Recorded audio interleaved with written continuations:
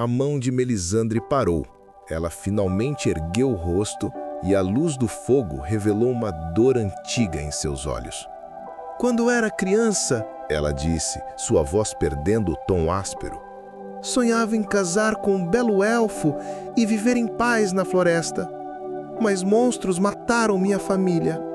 Por isso me tornei caçadora. Não posso ter paz enquanto essas criaturas existirem. Só vou descansar quando todas forem eliminadas. Ela então fixou seu olhar em Querus. E você, cavaleiro? Por que não está casado? Por que deixar sua casa para arriscar sua vida por essa gente? Eu sou de uma família nobre, respondeu Querus, com o peso do dever em suas palavras. Somos treinados para lutar e proteger as pessoas. Pela lei, um filho de cada família nobre deve servir ao exército do rei por pelo menos 7 anos. Eu e meus companheiros fomos os escolhidos. Depois disso, a conversa se tornou mais leve sobre coisas banais, até que o cansaço da jornada finalmente os venceu. E um a um foram se deitar para descansar. No outro dia, pela manhã, pegaram a estrada novamente até chegar a uma fortaleza.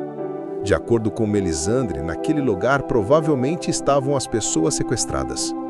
Eles começaram a analisar o local e planejar o que fariam. Aninhada entre os picos imponentes de montanhas cinzentas e as águas serenas de um rio largo, a fortaleza de pedra erguia-se como um bastião de poder e tranquilidade. Suas muralhas robustas, construídas com blocos de granito perfeitamente encaixados, pareciam tão antigas quanto as próprias montanhas que a guardavam. Torres de vigia com telhados vermelhos pontuavam a estrutura, e estandartes escarlates tremulavam suavemente na brisa, as únicas notas de cor vibrante contra a austeridade da pedra. O acesso único à fortaleza era uma majestosa ponte de pedra arqueada, larga o suficiente para a passagem de uma pequena tropa. Melisandre disse que podia tentar entrar de forma furtiva na fortaleza, encontrar os prisioneiros e abrir a porta por dentro. O crepúsculo tingia o céu de tons alaranjados e roxos, enquanto Melisandre, oculta pela vegetação densa, mantinha seus olhos fixos na imponente fortaleza de pedra. A sua paciência, uma virtude aprimorada por anos de caça, foi finalmente recompensada com um som distante de rodas de carroça. Um veículo pesado, carregado de provisões, aproximava-se lentamente do portão principal. Era a oportunidade que ela esperava. Puxando o capuz de sua capa mágica sobre a cabeça, sentiu o familiar formigamento da magia a envolver. O tecido, encantado por tecelões élficos, distorcia a luz ao seu redor, tornando sua silhueta quase indistinguível do ambiente. Essa camuflagem, aliada à sua agilidade natural, a transformava em um fantasma, uma sombra que se movia sem ser notada. Com o rangido alto das dobradiças de ferro, os enormes portões se abriram para receber a carroça. No breve momento de distração dos guardas, Melisandre deslizou pela abertura, tão silenciosa quanto a brisa da noite. Uma vez lá dentro, ela se tornou uma com as sombras dos altos muros de pedra. Navegar pelos corredores labirínticos da fortaleza foi uma dança silenciosa.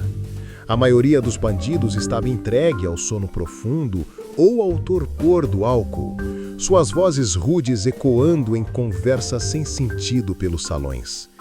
Seu destino era o nível mais baixo, as masmorras frias e úmidas.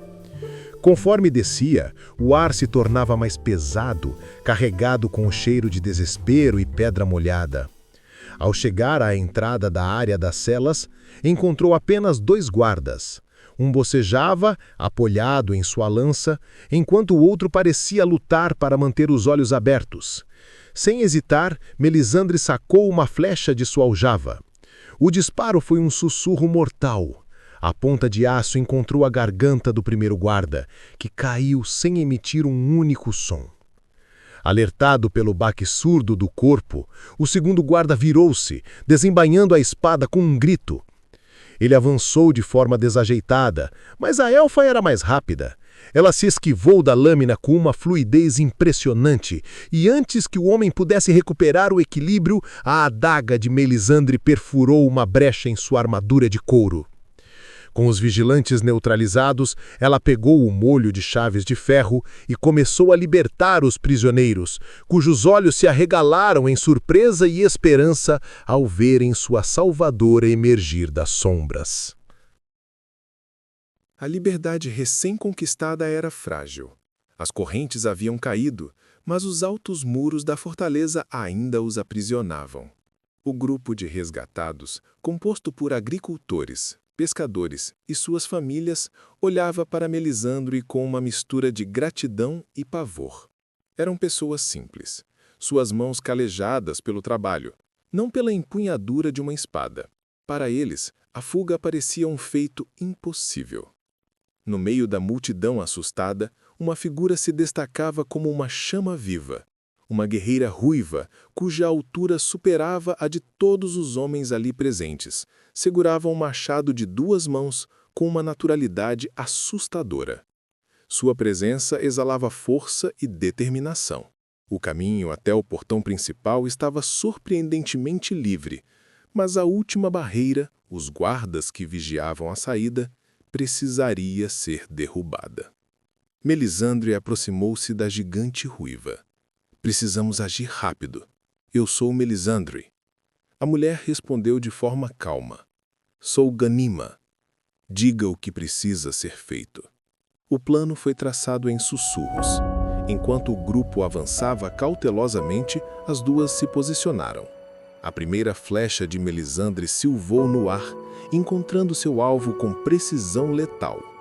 No instante seguinte, Ganima irrompeu das sombras como uma fúria, seu machado cantando um hino de destruição ao se chocar contra armaduras e ossos. A combinação foi devastadora. Rapidamente os guardas foram eliminados e o pesado portão foi aberto para a escuridão da noite. Do lado de fora, enquanto os aldeões corriam para a segurança da floresta, o pequeno mago Levi contava os rostos e o desespero tomou conta de sua expressão. Ele não está aqui. Onde está Calix, o mago vermelho? Ao mesmo tempo, o som de gritos e trombetas ecoou de dentro da fortaleza. Os inimigos haviam percebido a fuga. Eles virão atrás de nós, declarou Quiros, sua voz cortando o pânico iminente. 2 de vocês, levem essas pessoas para um lugar seguro. O resto de nós, preparem-se para lutar.